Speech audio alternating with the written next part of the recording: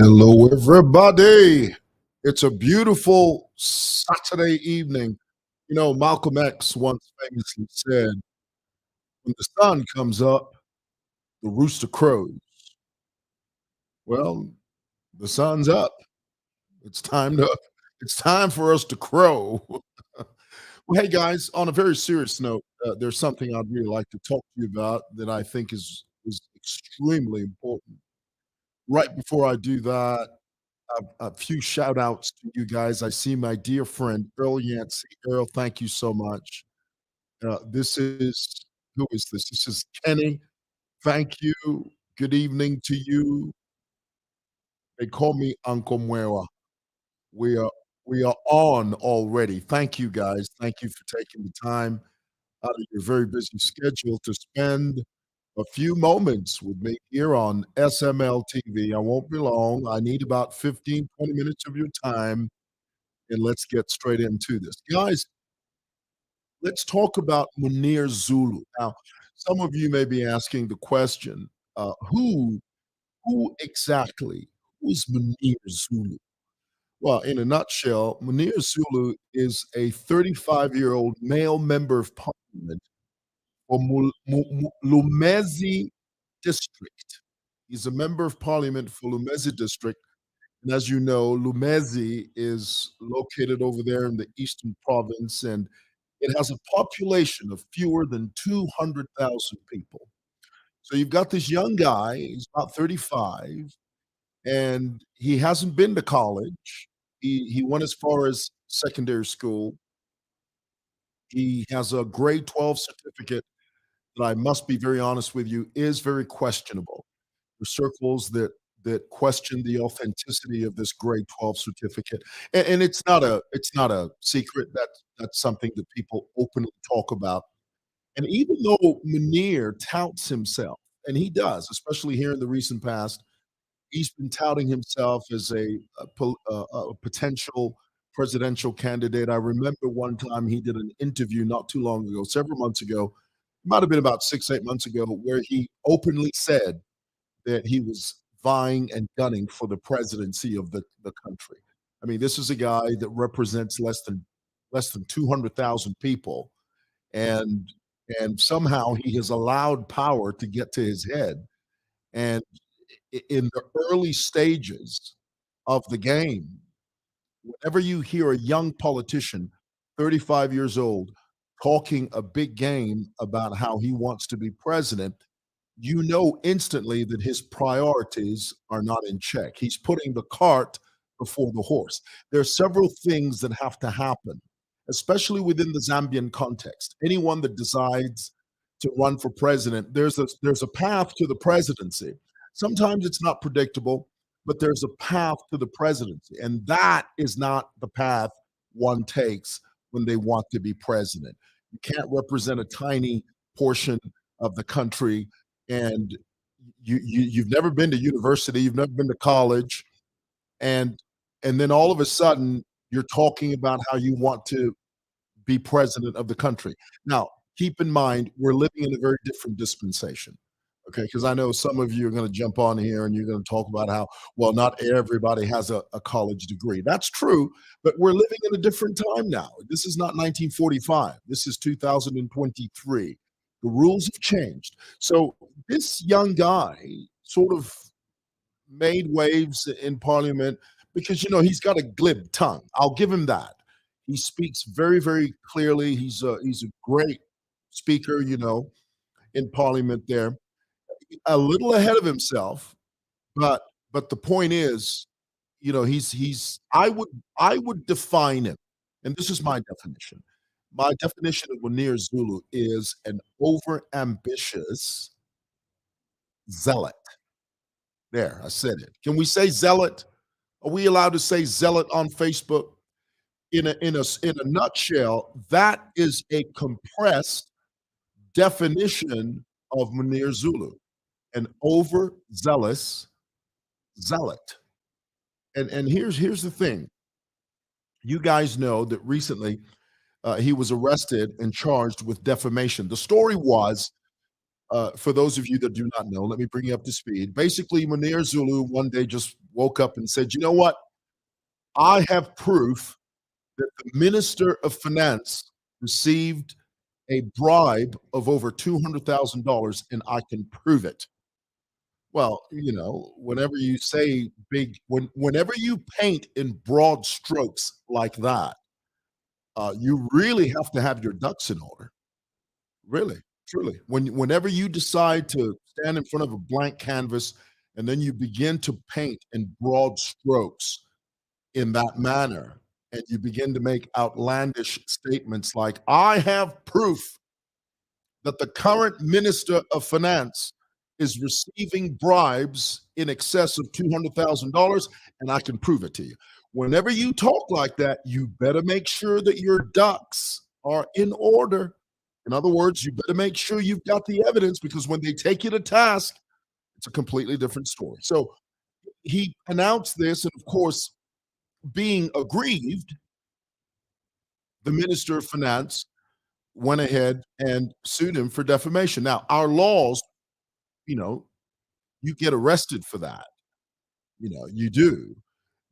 So the police went and they arrested him and they charged him with this defamation. Now, what I find interesting and curious is that MUNIR Zulu, upon being arrested, charged, he met the bail conditions, he's out on bail or bond, whatever it is. He comes out and he makes this statement. He says, "I am a victim of police abduction." That is the strangest combination of words I've ever heard.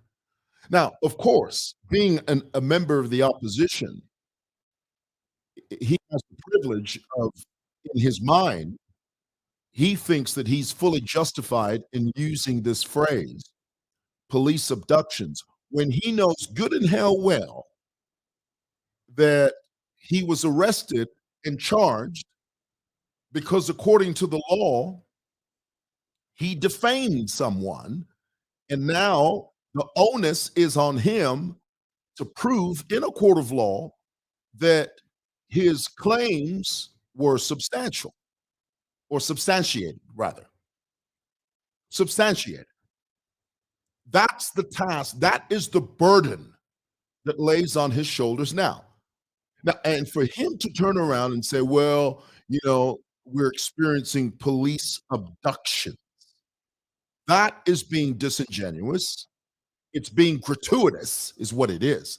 In fact, that's the perfect word to describe this, is when you commit a crime, and then, because you've committed a crime, and as prescribed by the law, you get arrested and charged, then you turn around and say, "Oh no, these are police abductions." It's like a bank robber going to a bank, bursts the doors down.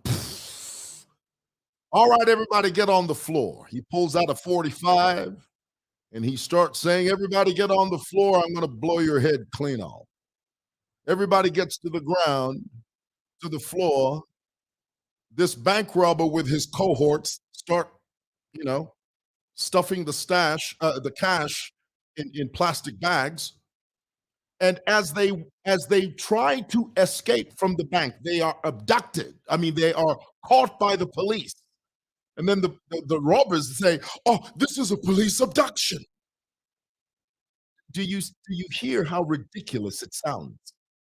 It's not a police abduction. It's called an arrest. That's what it is. And I find it ridiculous. I find it absolutely ridiculous that Munir would use this phrase, knowing good and hell well, number one, he's supposed to be a lawmaker, albeit a tainted one, because there's so many questions that swirl around his qualifications. He's supposed to be a lawmaker, and here it is, he's making these outlandish statements.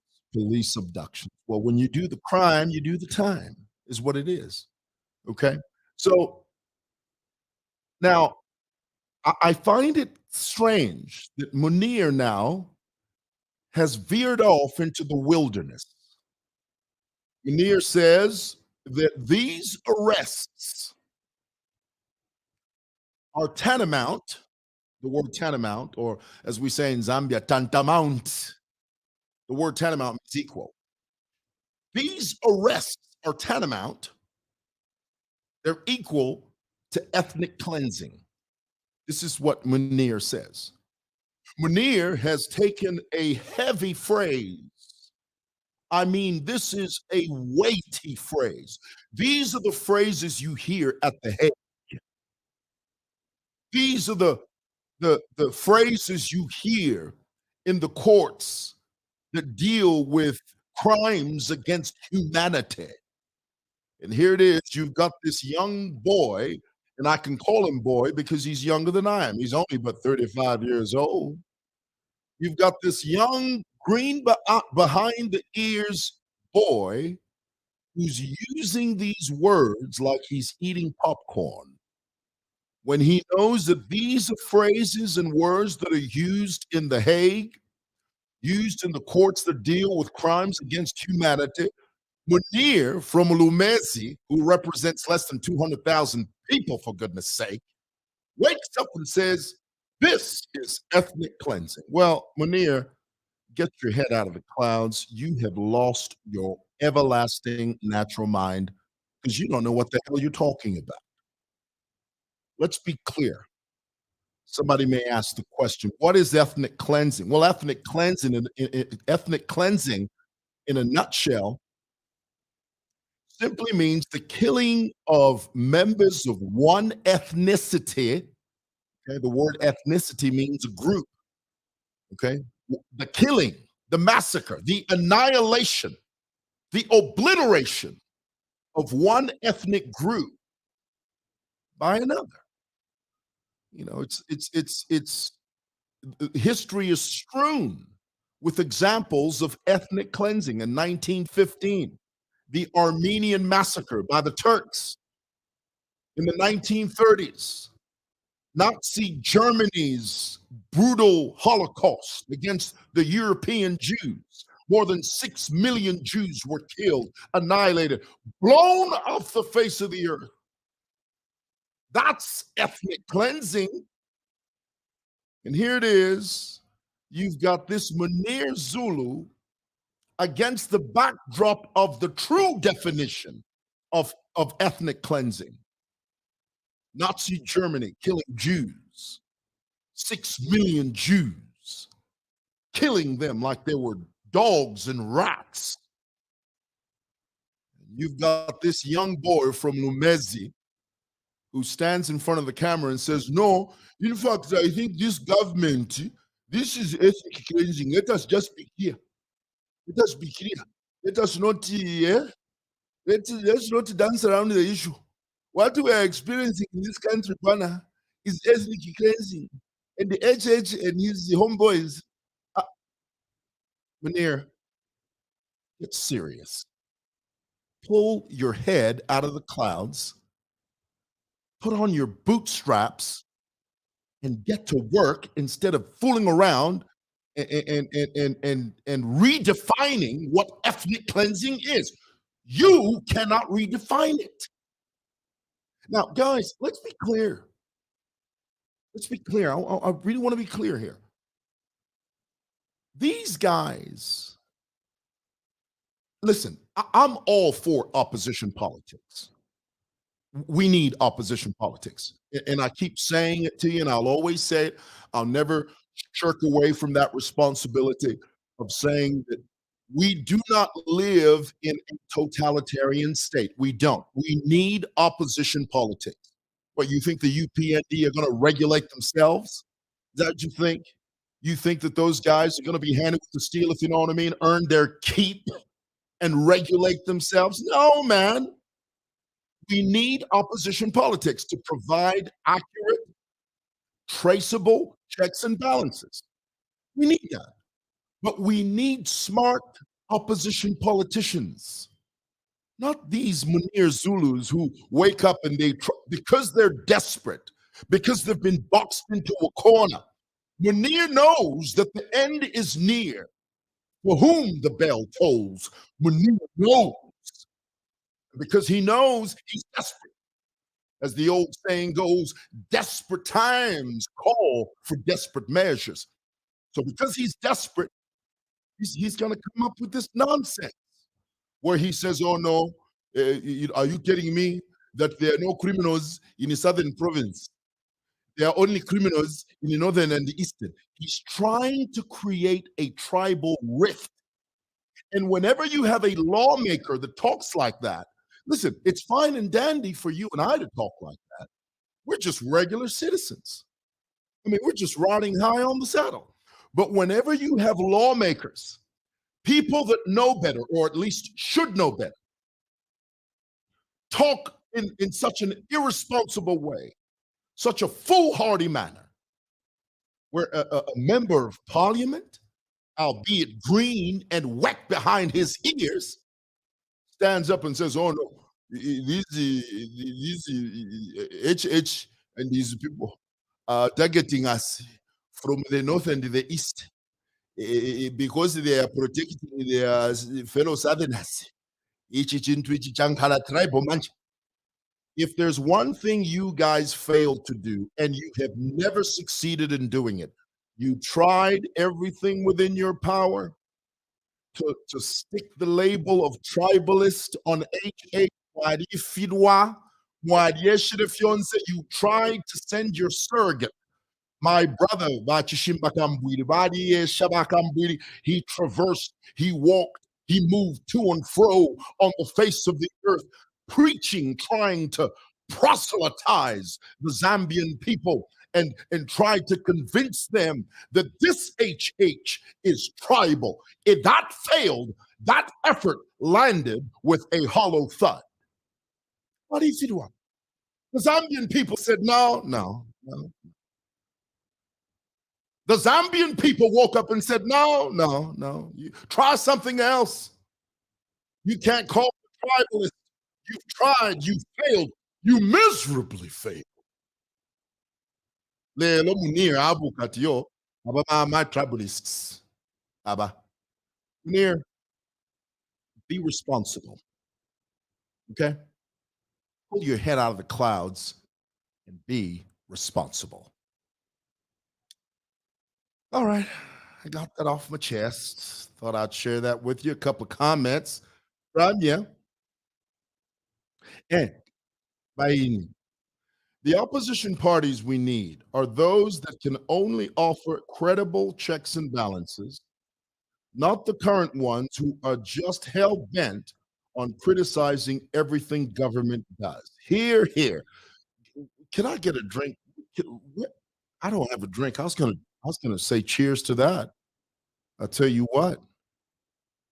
Here it is. Let's read another one. We need a law to seriously criminalize tribalism in this country before it's too late. I agree with this. Let me tell you why this comment is important.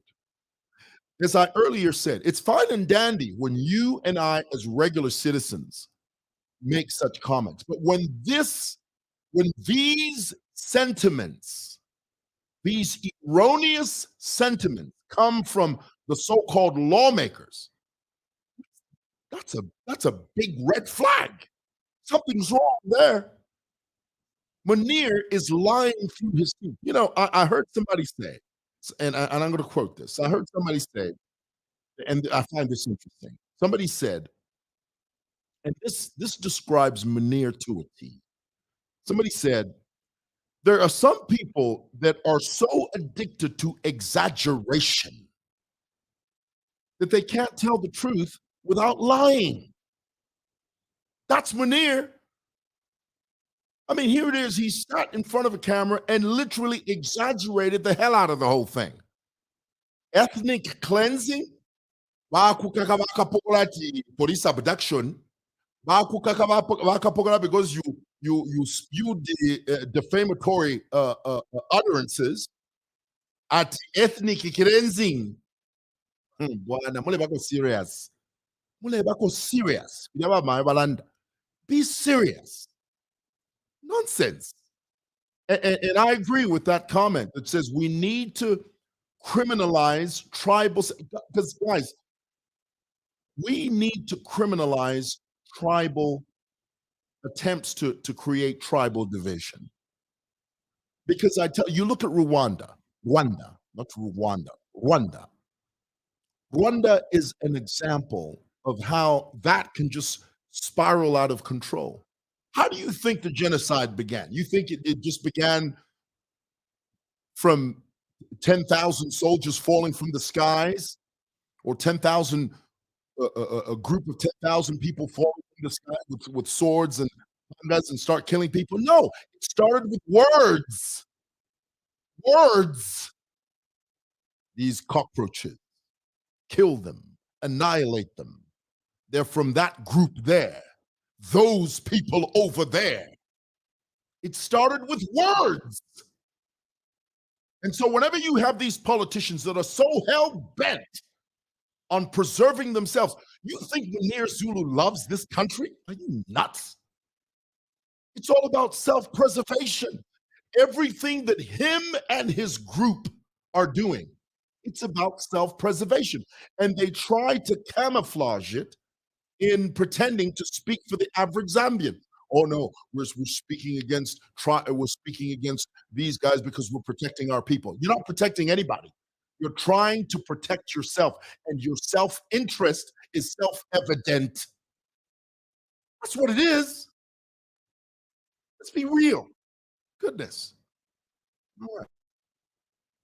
Let me read a couple more comments here, and then I'll bring it to a close.